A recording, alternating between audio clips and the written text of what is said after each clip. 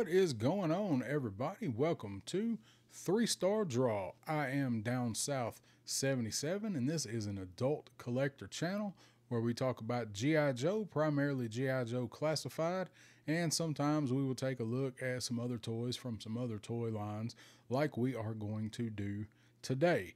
So if you are a returning subscriber, I'd like to say thank you. And if you're a new subscriber, I'd like to say welcome here. I hope you enjoy the video. Hope you like my style. Hopefully it is a little bit different from some other things you've seen. I try.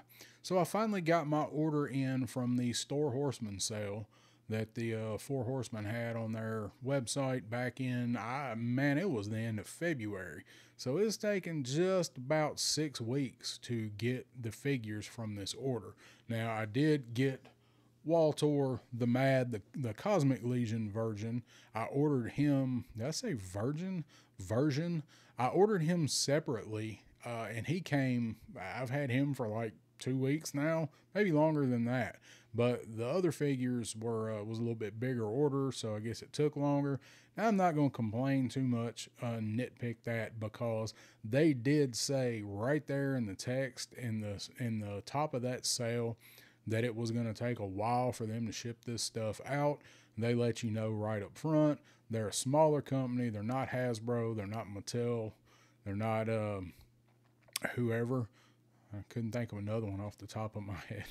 Seems like I should be able to do that. Anyway, so they're a smaller company. They don't have the distribution, so I'm fine with that. Plus, they also sent no less than 2 emails down the road letting you know what the status was and that it was taking a little bit longer than what they anticipated. So I can't complain. Anyway, I got my order in. And if things look a little bit different, I'm not sure how this is going to look on video. I think I got a little bit wider angle behind me.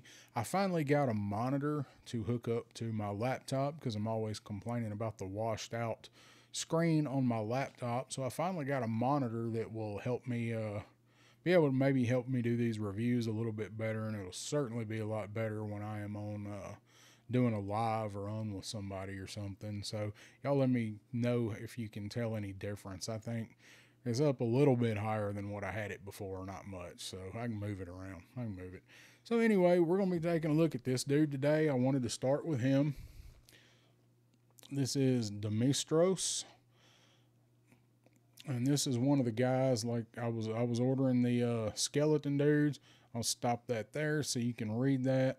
I will he doesn't really have a bio to go over. This was a figure that they debuted for PowerCon for 2023. That was where you could get this dude. And this figure, he's heavy. Like, you clock somebody with this figure.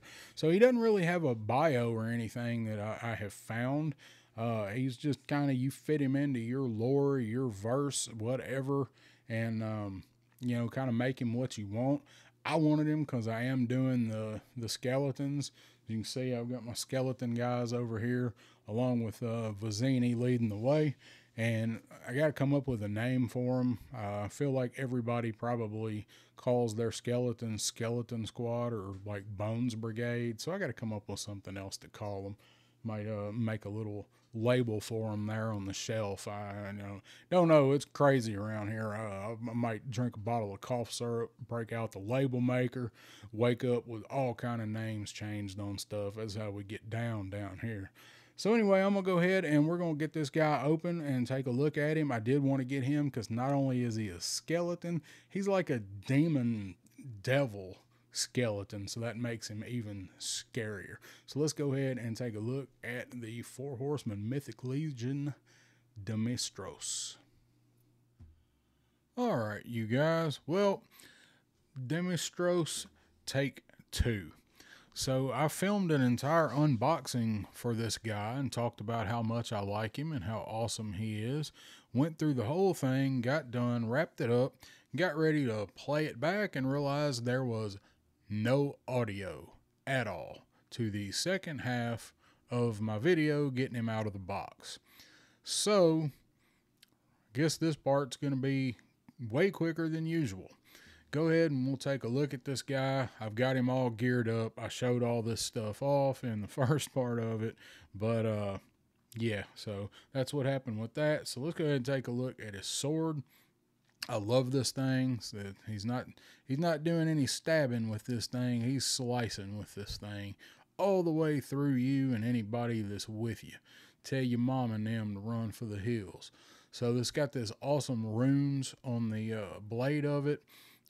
With spiked hilt guard there. A lot of detail on the handle as usual. Got a spike on the hilt, so if he needs to go in a reverse motion, that's going right into somebody if it needs to. Thing looks great. And then we're going to go ahead and take a look at, originally I called this a spear. I'm pretty sure it's a pike. So got the nice weathered blade there. Looks like it's had some action. Got all kind of chips and nicks in it. Like the way it catches the light. You can hear that, can't you? Shing! I can't do it as well. Cartoons did that so good. So it's got a little bit of tinge of green. Hope that's showing up. I can't tell. But these the weathered pieces here in the cracks, they have a little bit of green in them. And you can see you got the wrap there for him to hold it. And then this is my favorite thing that he comes with. He comes with a morning star. I absolutely love these things. I'm always been a big fan of medieval type weapons, all that kind of crazy stuff that they come up with then.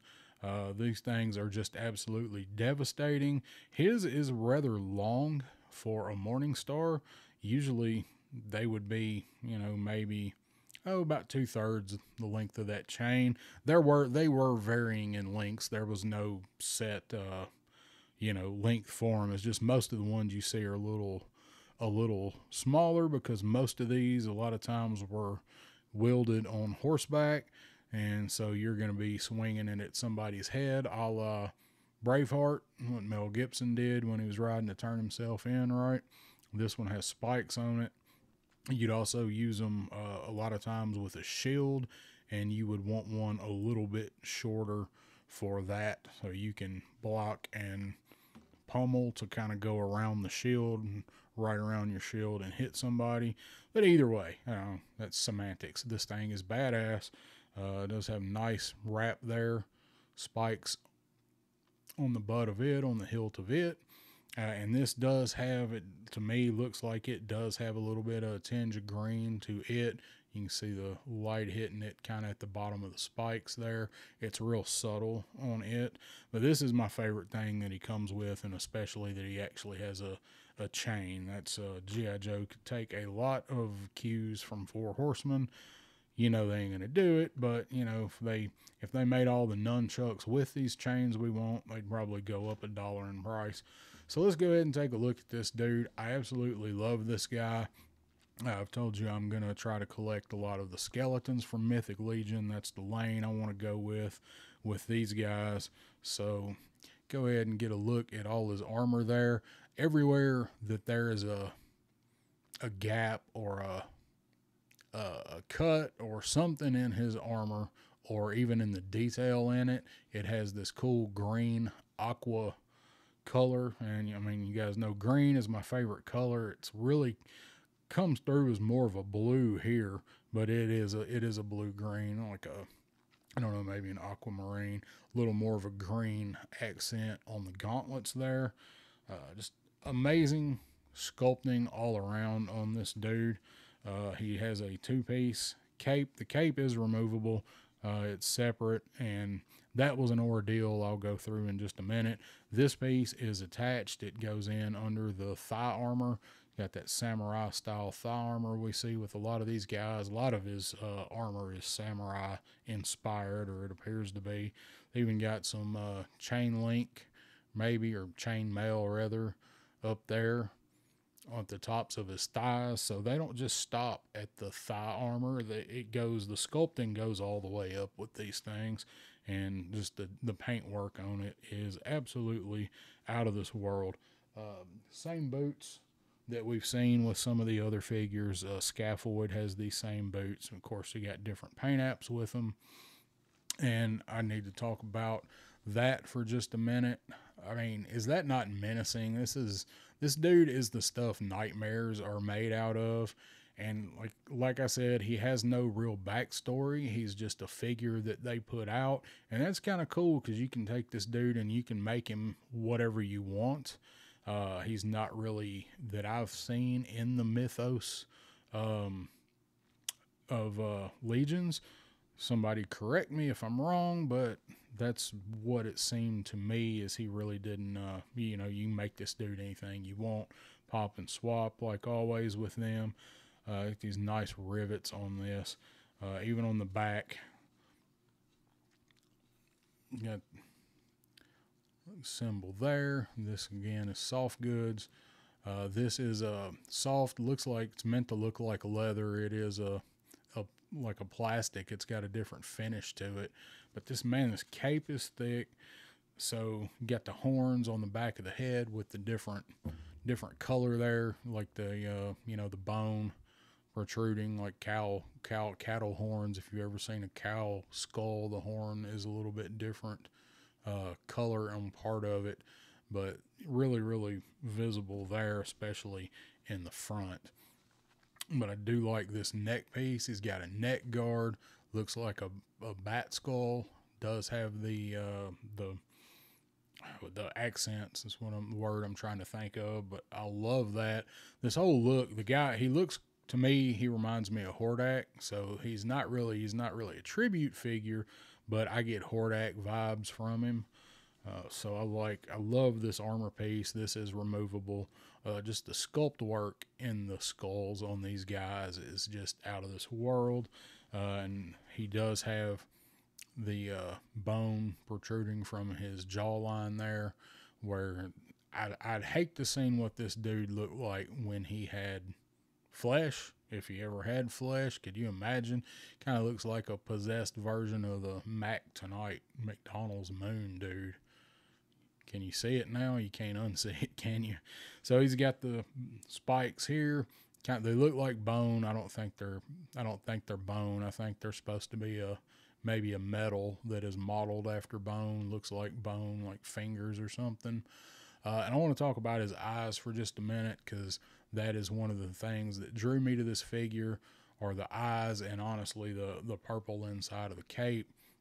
But his eyes are this awesome green, and if you look, it's not just his eyes, it is his upper and lower eyelid too, and it's not exactly even where it goes all the way around like a ring around his eyes. That is obviously intentional and gives off the effect that his eyes are glowing with just this bright evil glow. Like Scaffold is green because he's poison, he's evil poison magic. So this guy kind of gives off that vibe, just a evil green glow, and I absolutely love it. This guy's probably gonna be the leader of my skull team. I got to figure out what to call my skull figures. I feel like everybody probably either calls skull figures Skull Squad or Bone Brigade. Those were the first two things that I come up with. I'm like, no, that is way too easy. So let's take a look at the cape. It does have the bendy wire in it, so the cape is posable, and the bottom one does too, down here on the front folds of it, so you can make this thing billowing out behind him. Now, I had some trouble with this cape. I am sure not taking it all back apart to show this off, but I will tell you the issue that I had with the cape. The cape is separate and it has two holes in it. I wasn't sure where they went. Obviously, they go in right there. The pauldrons go through the cape and into the back pegs. That's where his back pegs are. And it's pretty hard to get that lined up, but I was having problems getting the peg pushed in through there. And then this piece is also kind of in the way in the back. So I've got a hairdryer sitting over here by me, because why not just keep one in this room at this point? So I heated up all of this on the back, and while I was fooling with it, I did pull his head off. Actually, I was forcing and it popped off, and this piece comes off too, and it was way easier to put that cape on. I probably actually didn't get it tucked back up underneath there as well as it probably can be. I feel like they're on pretty decent, and they actually will move when you move his arm. It's got some give there. So if you get this guy and you get ready to put this cape on, or another Legion that has a similar cape that's held in place by those shoulder pauldrons, heat the back up first before you try putting all that together. Obviously don't heat the pauldron and heat the pegs. You want the pegs more solid to go in, and you can push this out of the way a little bit easier when it is heated up. Now, the one thing I haven't figured out yet is I don't know where to put the extra strap from this cape. It has these straps on each side, and this is a little bitty Velcro piece, and I don't see anything for them to slip through or to go in to kind of hold that out of the way. So I put it underneath his arms because that seemed like the best place to put it. There's not really anywhere back here to put that through. Now this loop here, I believe it's a double loop. I believe that is probably for the pike while he's holding the sword, or I actually did put the hilt of the sword through it, but it is kind of difficult. You have to be careful with it, but I really think it's for the pike. I guess you can do it either way, but I'm not real crazy with how that hangs down, but maybe it's not supposed to, and I'm just not educated enough with Legions yet to know what to do with that. So if somebody knows a better way to route this belt, let me know. But I just love like that can hang over it. Even that little piece there has got studs on it, got silver studs. So this guy's just an overall badass, intimidating looking figure. This cape can kind of weigh him down in the back, a little bit. I had him posed like that with that right foot back a little bit. But there's just a fantastic figure. So that's pretty much the rundown on him. You know, I'm not rating Mythic Legions. I'm just kind of showing them off and unboxing them. I don't really. They're not like Joe's. I'm not gonna rate these guys or give them any kind of score or anything. But as usual, they come with quite a bit of stuff there, or a fair amount of stuff. So he's a neat figure. I recommend getting him. He was a little bit higher price point because he is a bigger, kind of chunkier figure than some of the other ones, and he does come with the soft goods cape and two big main weapons, well, three main weapons. So I think he was $37 on the store sale. So if you can pick him up, obviously, if you can go to a con or something where they have Legions, that will be the next cheapest place to pick him up at.